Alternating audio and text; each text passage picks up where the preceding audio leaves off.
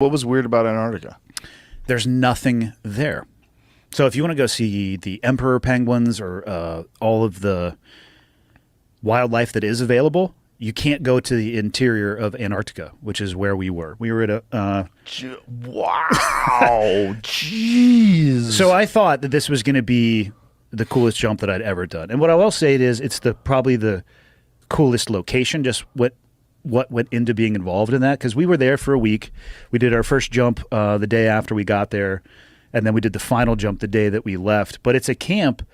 The company's called ALE, Antarctic Logistics and Exploration. It's one of the partners is Mike McDowell, and awesome Australian family. His son is out there. Tim's out there working with him, and it's a full-on camp.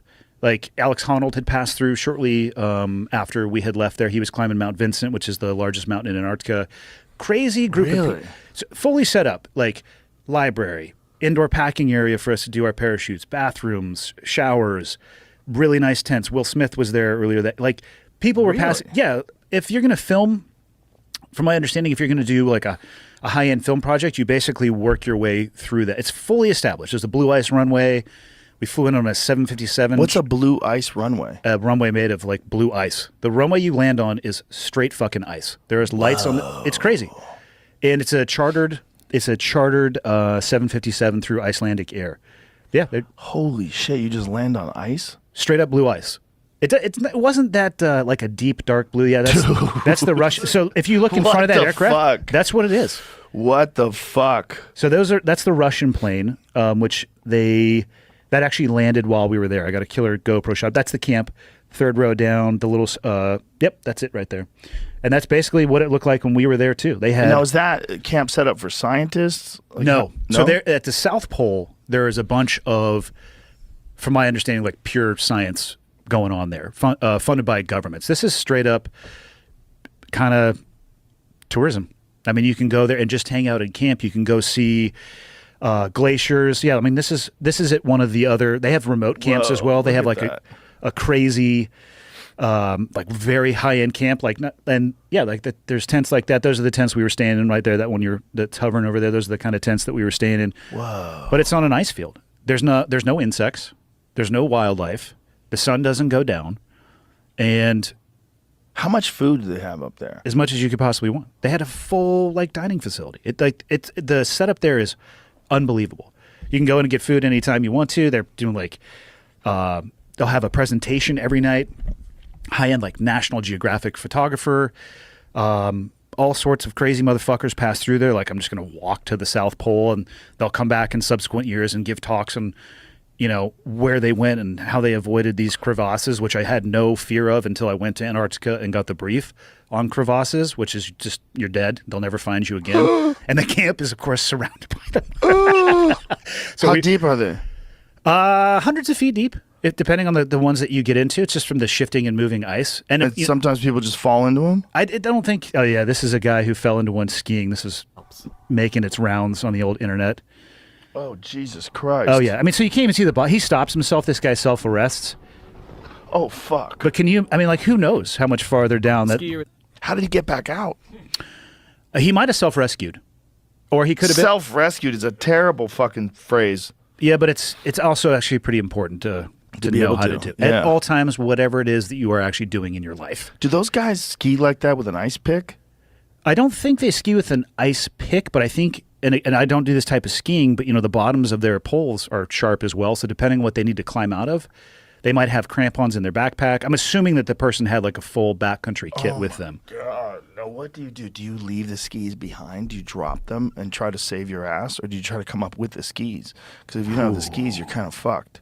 Well, if they're smart, they're going to have a GPS communicator of some kind. Yeah. Like in the modern era, if you go out into the backcountry of any kind and don't have the ability to communicate, you're a fucking idiot. Like the barriers to entry is a couple $100, and you can talk to people. Maybe only text, but you could hit a button and legitimately people will come get you. I would say it depends on the situation that you're in. I think priority should be self-rescue if you can. Yep. He was able to get out using ice cleats and a piece of rope from his friends. So he was smartly not out there by himself, so they probably saw him go in. Jesus. He could have been done. Oh, 100%. Yeah. Yeah. Or if he hadn't self-arrested and had gone down hundreds of more feet. Broken his legs. Oh, yeah. broken his neck, died like that. See? Instead, he lives Hard- another day. hard Just- pass. I'm I bet reasonable, he Joe. Gets right back on the skis. So there's none of that going on in Antarctica, but we got this brief on, hey, we're getting ready to jump, and just so you know, like, here's the landing area, and everywhere else is crevasses. I'm like, oh, okay, so we should probably land in the landing area. But it was crazy. They had aircraft. They had And how do they know that a new crevasse isn't going to open up on the ice runway? on the blue ice runway when they land the aircraft. I'm Yeah. assuming they do surveys. Oh, look, as they flattened it out. Yep. Oh. Yeah. Like, and that's Everywhere. legitimately They it. do this every Yeah. time, it says. Yeah. Every 22 hours? Yeah. Oh, it involves 22 hours Yeah. of grooming. Oh, so Every they're just plane that constantly lands. doing it. Yeah. And they shut the camp down every year. So I just had a dinner with Mike and his son Tim in Salt Lake a few weeks ago. And then they're getting ready to head back out there, I think, in January. And they'll stay out for the season. That's probably the aircraft that we jumped out of Twin So Otter. why do they shut it down every year? The winter is just super gnarly, and it's the dark season. So instead of the sun never really going down, the sun never really goes up. So it's shitty to have people out there.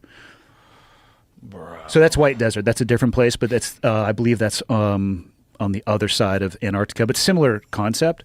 The people that are there all the time, they must be weird. I think it's a special kind of person that wants to make that their yeah. occupation. Yeah. For sure. Yeah, you think?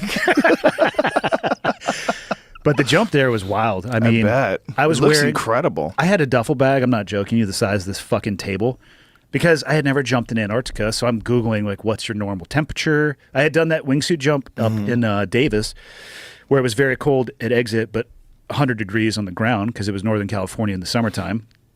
So I took this duffel bag, and I on our first jump, I put on just about everything in that bag, and I think I might have been the closest to a heat casualty that I've ever been in my fucking life. Really?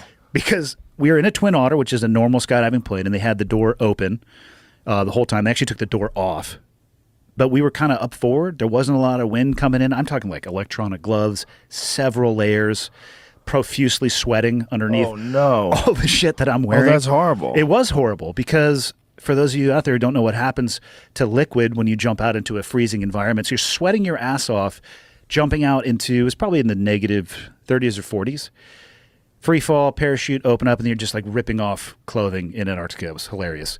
We all overdressed for the first one, and I think most people were wearing 1 or 2 layers for the second jump that we did. So when you got to the bottom, how cold is it? 10 degrees, Oh, okay. but sunny. Like I was wearing a pair of essentially snowboarding pants and a long sleeve t-shirt, not because I needed this is actually a video that I made of the camp. So for underlayers, are you using synthetics? Are you using merino? Like what do you? Because it's very dangerous when you sweat like that.